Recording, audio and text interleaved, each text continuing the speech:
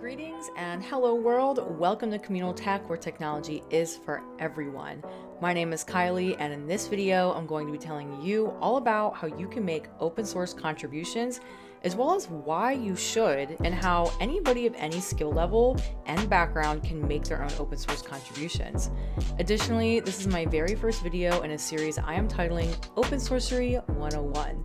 So without further ado, let's go ahead and get started. I have my tea here. Feel free to grab your tea, coffee, whatever you feel like drinking. Just get yourself comfortable and welcome to Open Sourcery 101. This is Get with the Program, how to make an open source contribution. And this tutorial will be helpful for both beginner and experienced developers alike. My name is Kylie, and let's go over what I'll be discussing today. First, I will briefly touch on the definitions of exactly what is open source in case you don't already know. Next, I will discuss the value of open source. So what is in it for me? Why should you contribute to open source? And of course, I never make claims without bringing the data to back them up. And I'll touch on some very impressive growth statistics for the outlook of the open source industry. And then the bulk of the video will be spent here talking about the open source process and the GitHub Flow, followed by a demo at the end. Now, the main thing I want you to take away from this video is see this hamster meme here, that scared hamster, gerbil, whatever rodent it is, and the chill one over here. This is every first-time open source contributor, whether you're a beginner dev or experienced. I get it. It feels so daunting at first to code in public after being so used to coding from the privacy and safety of our own local machines. However, by following the open source process and the GitHub Flow, you have complete permission to make open source contributions with confidence. It's really that simple. It sounds a lot more complicated than it actually is, but in the end, by following these very simple processes, we can make open source contributions with confidence. So let's get started and let's become these chill hamsters by the end of this video. Okay, really quick, what exactly is open source? So it's exactly what it sounds like. It is code that is available to the public to view, to modify, distribute, and some famous examples here, you've definitely already heard of them, like Mozilla Firefox, the web browser, Linux, the operating system. All of these are open source. You can view their code bases right now on GitHub.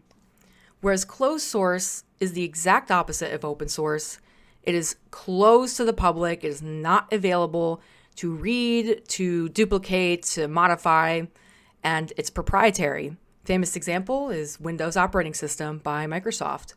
And the main thing to keep in mind about open source is that while everybody and their mother is welcome to make a contribution, to at least try to make a contribution, not every contribution is actually pushed to the final product.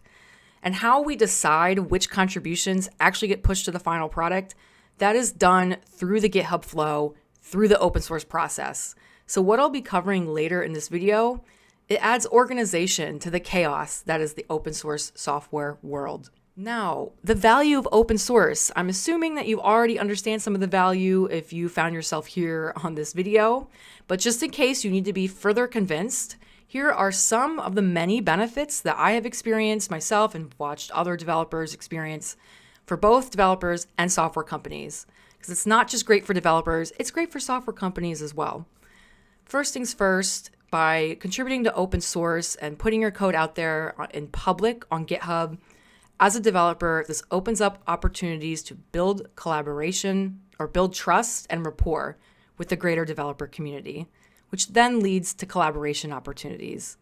One way to make this happen for yourself is to treat your GitHub like your developer LinkedIn. Next, this actually surprises a lot of people, but open source code is of higher quality across the board compared to closed source code. So why is that? Because it sounds counterintuitive at first. Well, open source code is more secure because by open sourcing it, there are more opportunities for issues to be identified and rectified. Whereas with closed source code, all it takes is a very motivated hacker to just keep hammering at the code base until they find a backdoor and wreak all sorts of havoc. So across the board, open source code is of higher quality than closed source code because it's more secure. Now for software companies, by open sourcing your product, this will automatically build a channel to your developer community rather than having to build out a very expensive marketing pipeline. In results, you're going to experience increased time to adoption, product adoption, and decreased time to the market because you already have that community, that open source community that you can just plug into, and this results in cost savings. Also, when you open source your product, it opens up a wide range of opportunities to customize and add further flexibility to your product instead of relying entirely on your internal dev team.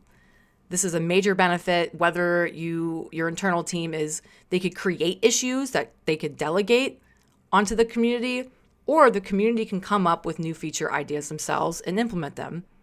Either way, if you are a developer or software company, there's a plethora of benefits to being open source and contributing to open source. And really quick, feel free to pause this and actually read through all of these. I highly recommend checking out the State of the Octoverse, which is an annual developer survey orchestrated by GitHub every year. And it just measures different trends in the open source industry. And here, I actually did the math myself for this today. This is being filmed in early 2024. 18% of all public repos on GitHub were created in the last year.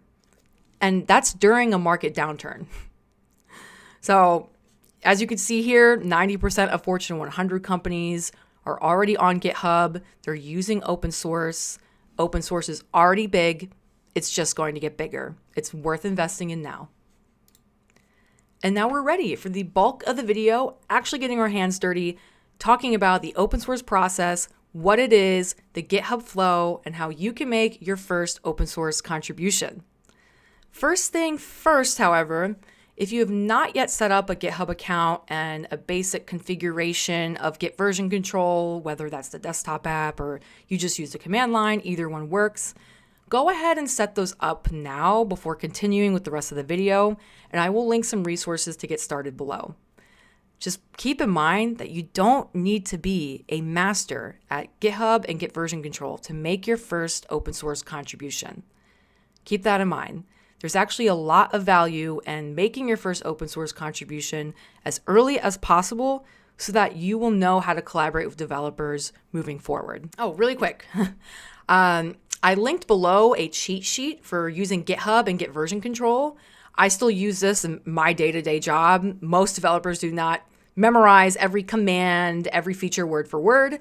So bookmark that to use as reference as you go. And it includes a really helpful diagram of how the GitHub Flow works, as well as some glossary terms for the features that we're going to be using today. All right, we are ready to start talking about the open source process.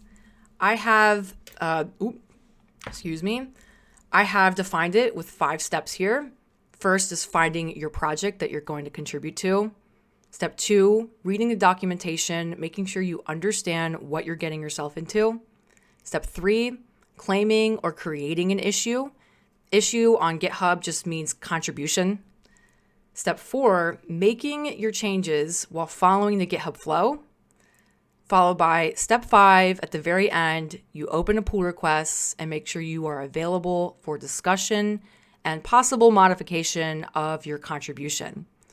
Through all of these steps, the main idea you need to keep in mind is that this process exists so that you structure your contribution with collaboration in mind, because that's what open source is all about, collaboration. All right, step 1 of the open source process, finding the project we want to contribute to. So this can be pretty difficult as a beginner developer. You likely don't have the required skills to make the impactful contributions to your favorite projects. But rest assured, because there are issues and repositories on GitHub that exist solely to onboard first-timers onto open source. So how do you find these? First, you're going to look for GitHub issues with the following labels: good first issue, beginner, and first-timers only. And there's also different variations of these. But by locating or identifying issues with these labels, these are going to be specifically for first-timers to onboard on the open source. Additionally, there are entire repositories that exist solely for first-timers making their first contribution. I recommend heading to this GitHub collection. This is a list of themed repositories that are all for first-timers to make their first contribution. I'll post the link below. And by combining these issue labels with other terms, whether it's front end or back end, and also no code, you'll be able to find the perfect contribution for you. Also, check out firsttimersonly.com. This is an excellent resource for brand new open source developers to make their first contribution. And there's a plethora of helpful resources there. So make sure you go to that website, bookmark it, read through it. It's going to give you a lot of helpful resources and advice. Right, and next, we read the documentation and claim an issue. The issue is the contribution we're going to be making. Now, 2 files to know when reading documentation on GitHub. First is the README file. This is the entry point to every repository, the first file you see. It typically contains a brief overview of the project. Next is the contributing file. This contains the guidelines for how you're going to contribute to that project. Make sure you read both of these files thoroughly before working on your contribution, and bookmark your contribution file for later because you're going to want to reference it as you're making your contribution. Now it's time to actually be assigned your issue. Now, typically, this is the process to be assigned an issue. You ask to be assigned the issue in the issue discussions. However, make sure you read the contribution file because every project, while they all follow the GitHub flow, they all have slight variations of the exact steps that are required. So make sure you read that file to see if there's any unique steps that need to be followed for your project. So once you ask to be assigned that issue, either a maintainer will manually assign you or a bot will. And if you want to create an issue, first make sure it doesn't already exist before you do that.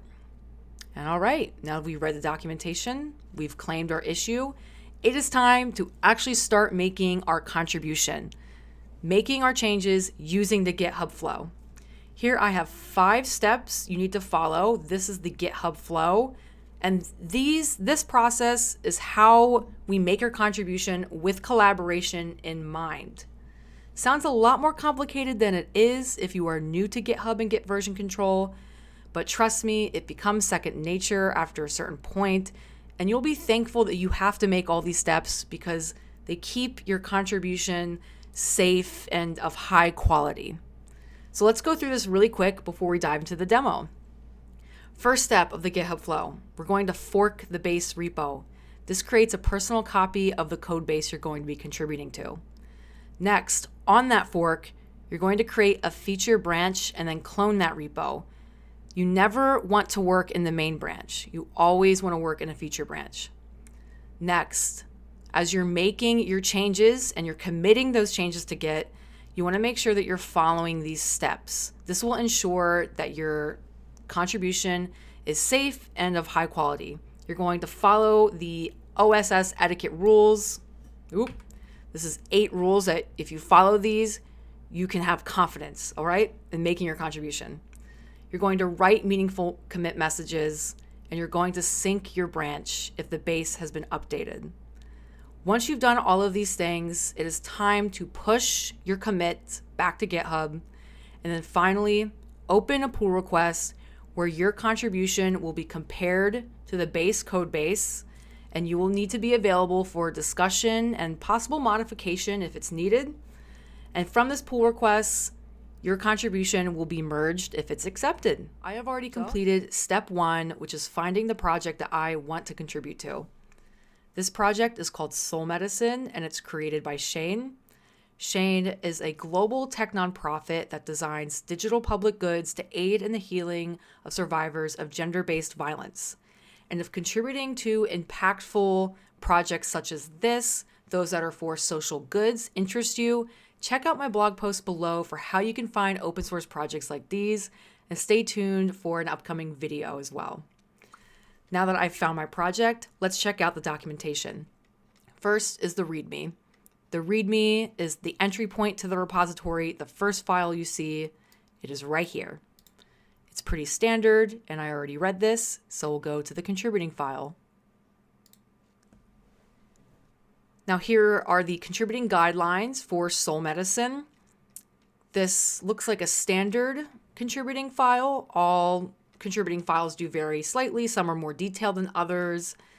This is pretty standard in that it provides resources to get started, outlines the process for how Shane handles issues, how you can create an issue as well, where you can find help.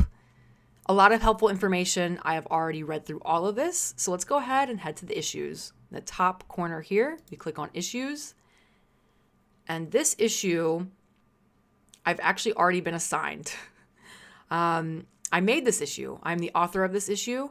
And every issue has a title, an issue number, which is important for linking your respective pull requests to this issue, an author, a description, the history, its history of if it's been assigned, and its labels down here. And then to the right, you'll see its labels if it's a part of any projects and milestones on GitHub. Here, you'll see that I'm already assigned, so I won't go ahead and ask to be assigned in the discussions down below. But here at the bottom is where you would ask to be assigned. Now, this project is not too active yet. I'm in the middle of getting it in better shape.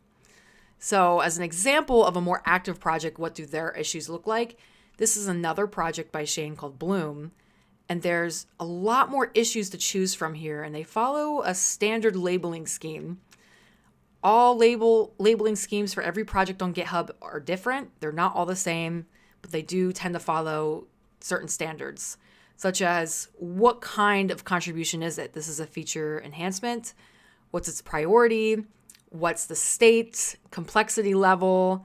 And here you can also see some good first issues that are calling for some help. So definitely check out Bloom if you're interested in contributing to digital public goods as your first open source contribution. We have some already ready for you. Now, let's say you have an idea for an issue and you want to create it. Most repositories have issue templates that you can create issues using. To find these, once you're already in the issues list, head to the top right here and click on New Issue and select the issue template that suits your idea the most. So let's say I want to create a new feature. I'll click here to get started. And this provides a template to go by to create my own issue. And all right. Now that I've been assigned the issue, it is time to fork this repository and then clone it. To fork it, I head back to the code, which is the main homepage of the repository. And up in the top right corner, you'll see the option to fork. We're going to click that.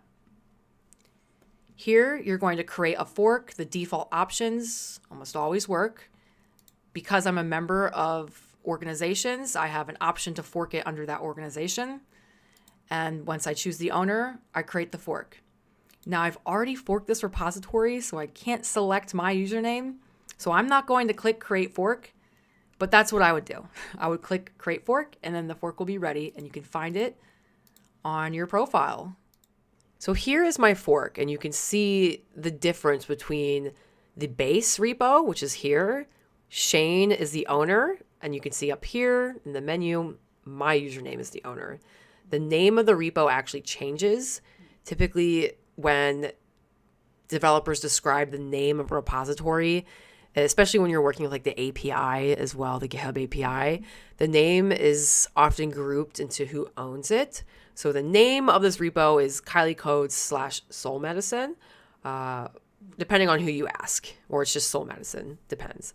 But the point is that I own this because I forked it. And now we are ready to clone and create a new branch.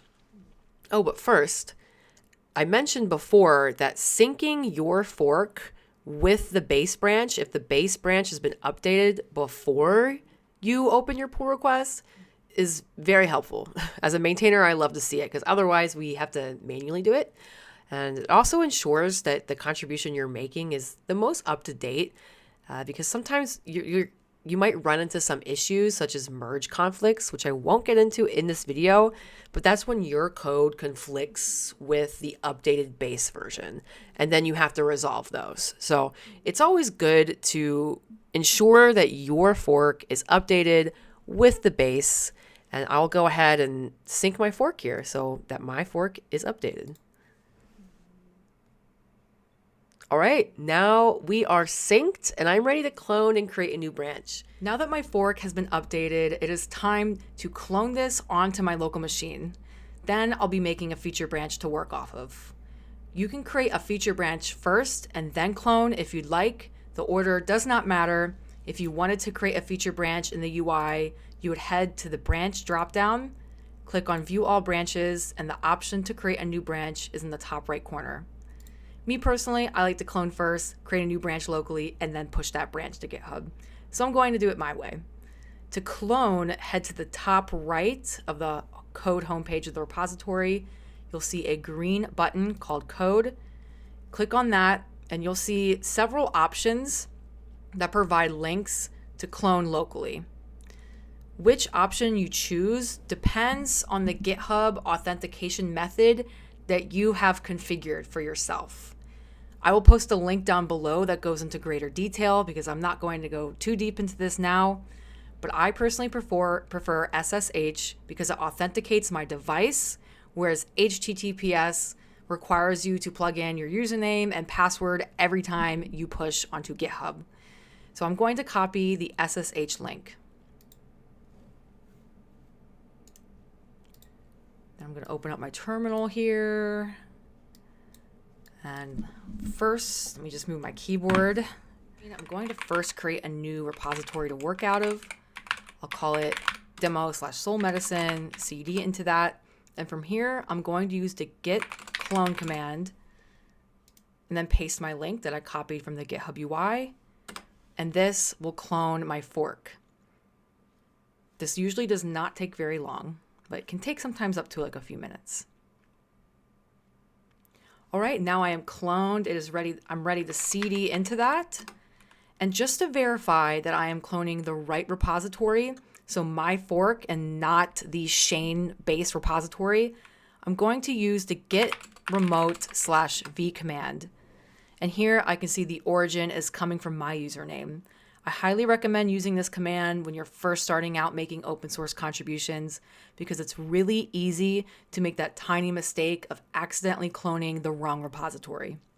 Now from here, it's time to create my feature branch. I'm going to use git checkout/b and then name my branch something that follows along the scheme that Shane's contributing guidelines laid out for me. So because my GitHub issue that I'm assigned works with GitHub Actions and works to create a welcome message for new contributors, I'm going to name my new branch Actions/welcome. And make sure that you're reading the contributing guidelines to see if your project also abides by naming standards for branches. Now that I've created my new branch, I want to verify that I am currently working on that feature branch. To do that, I use git branch. And here you can see my new feature branch is the one that is selected.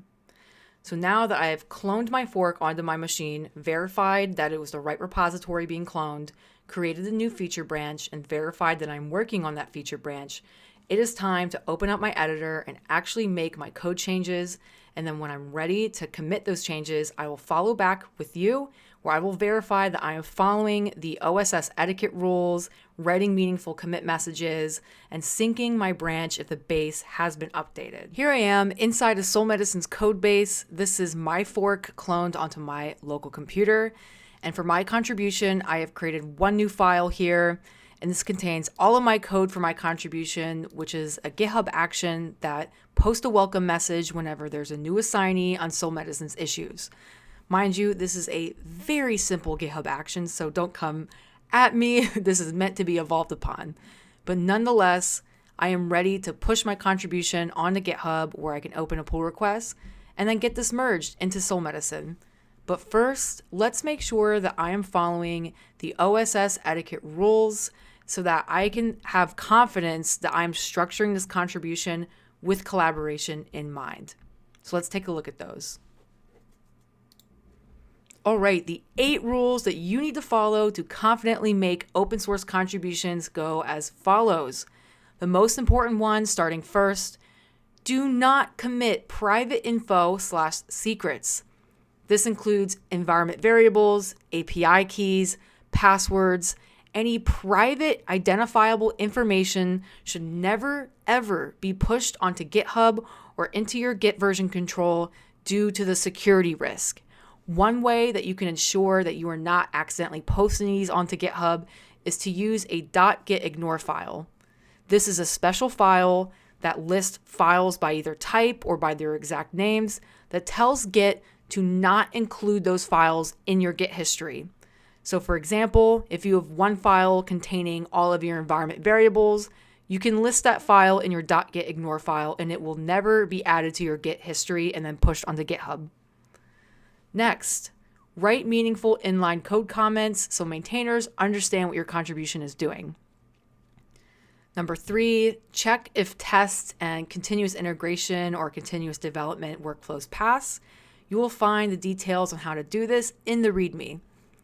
For number 4, do not commit irrelevant code. So for example, let's say I had a brand new idea for a new feature and I wanted to include it into this contribution for the GitHub Actions. That would be a big no-no because that contribution would not hold any relevance to the issue that I've been assigned. So make sure that you are making relevant commits. Number 5, in a pull request, you can have multiple commits. Just make sure that they are small and distinct from one another. And as I said in number 4, that they are relevant to the contribution that you are making. Number 6, upgrade your repo if the base has been updated. So we saw that earlier when I updated my Soul Medicine fork with the base. That's one way that you can check to see if the base has been updated. It's just by going onto the GitHub UI and checking there. But you can also use a command called git pull. And this will pull those changes from the base into your cloned fork. I'll post a link below on how to do that. I'm not going to go into detail here. But when you do update your branch, you might run into something called merge conflicts that basically mean that your personal copy conflicts with the updated base copy. So again, I'm not going to go into detail about merge conflicts in this video, but I'll provide some resources below for how to handle those for when they happen. And that is all 8 of the OSS etiquette rules. And now we're ready to actually make our commits. I'm going to add, here we go, get my terminal back up here. First, I'm going to run git status to verify that the right files are going to be added to staging. So here we can see just my one file that I've created is ready to be added. So I'm going to add that using git add. And now we're ready to write my commit message and make this commit. When it comes to commit messages, you want them to be meaningful. Let me move my terminal out of the way. What makes a meaningful commit is that it explains concisely why that contribution is being made. So for example, here's a poor example. Git commit -m add margin. Why are you adding the margin? Was there a problem with the margin before? Is it the first margin to be added? Why is it being added? Whereas the next one says fix add margin to nav items to prevent them from overlapping the logo. This is a good commit message because it explains why that functionality is being added. Additionally, this fix prefix follows a common commit message scheme that a lot of projects use where they start off the title with some sort of prefix that's a category. So that's something that you might see. That's what I personally use as well. And a quick note, this -m is a shortcut that you can use in your command line to write your commit message in just the title. Some contributions are small. They're not worthy of a title and a body because every commit message has a title and a body. A title alone can suffice. And to write that all out in one line, this is the command that you would use. Now let's go ahead and write my commit message here. Instead of using the shortcut, I'm going to open the editor to have a full-fledged commit message experience. And I'm going to title mine Actions, Create Workflow to Welcome Assignees. For the body, I'll say created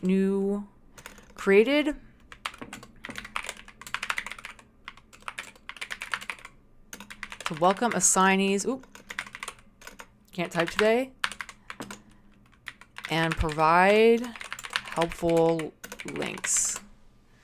So here in my commit message, you can see that I use the same prefix notation in the title because I'm working with GitHub Actions. And then in the body, I explained why I was adding that welcoming workflow, which was to provide helpful links to assignees and also to welcome them. That's reason enough.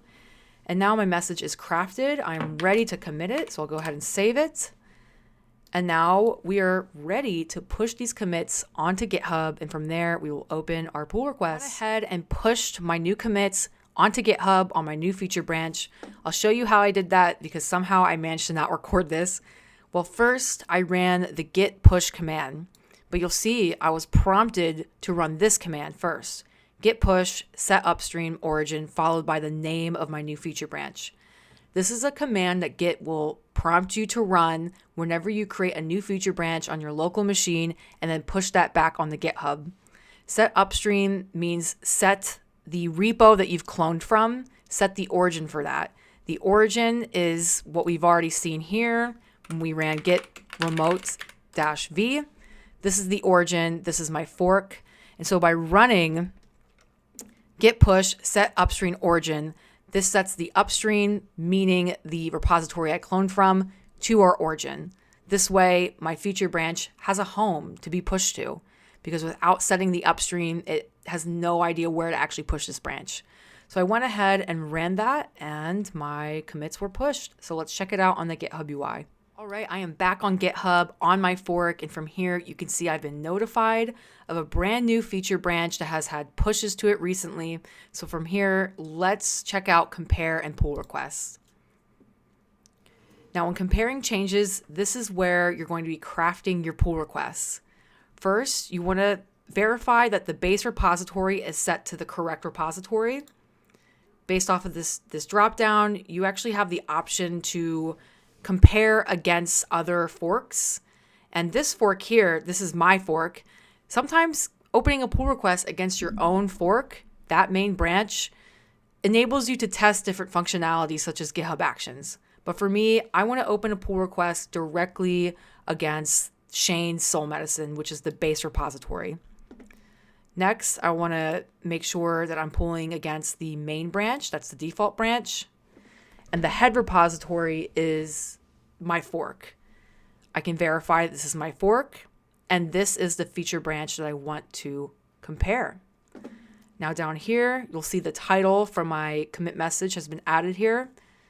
And there's a couple questions I should be answering here. Now these are crafted by pull request templates by Shane. And first thing they want me to have is the issue link / number. This is that identifying ID number that each GitHub issue has. So I'll go ahead and pull that from my issue here. It is number 385. Actually, I'm going to add a link. It's more helpful if you add a link to it. All right, looking good. What changes did you make? Created action workflow to welcome new assignees. Here we go. And then at the bottom here, you can see why did you make those changes, which I was about to get to.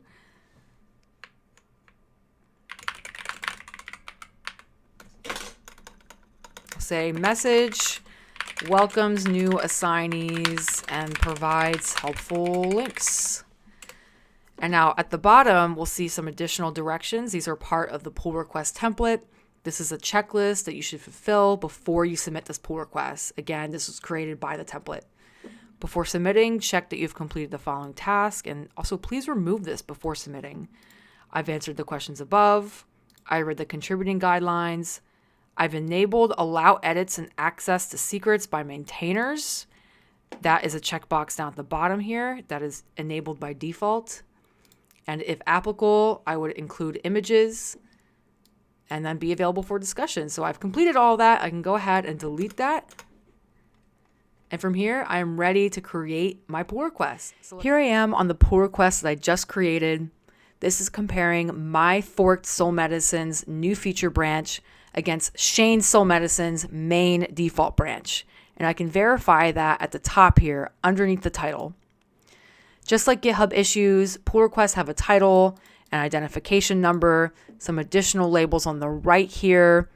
And you'll see the first section is the template that we filled out. And scrolling down, you'll see a section for requirements. These are requirements that need to be met in order to merge your pull request into Soul Medicine's main branch. All requirements are set by maintainers, and they can vary depending on the project throughout GitHub, but they're typically going to be at least one approving review being required, as we can see here, as well as some tests that need to pass that are being ran by GitHub Actions. You'll also see sometimes additional branch and repository rules being set here as well. But this is the standard, typically a number of approving reviews followed by tests that need to pass. Also, at the top menu here, I like to verify that the correct files were pushed to this pull request. I can verify that. I can see the one file I added is here and nothing else. You want to check that no surprise files were accidentally added. Under checks, this is the list of GitHub action workflows that have ran in this pull request. Commits displays the list of commits in this pull request. In mine, I just have one.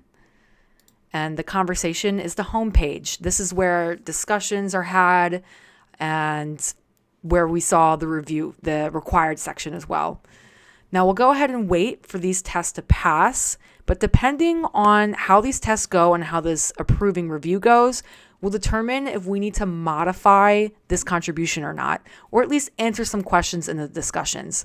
So that's why it's really important that you sit tight and check your GitHub notifications every time you open a pull request, because you might need to answer some questions or make some changes. So we'll just hang tight until these requirements are met, and then I will be circling back. Yes, so I am back on my pull request after taking a short break, and I can see it has been merged. My contribution is an official part of Soul Medicine now, and this concludes my tutorial on how you make an open source contribution. Also, you'll see on the issue I was assigned that has also been closed. So without further ado, I'll conclude the video. That is how you make an open source contribution, and stay tuned for an overview of all the steps that I followed. See ya and happy coding.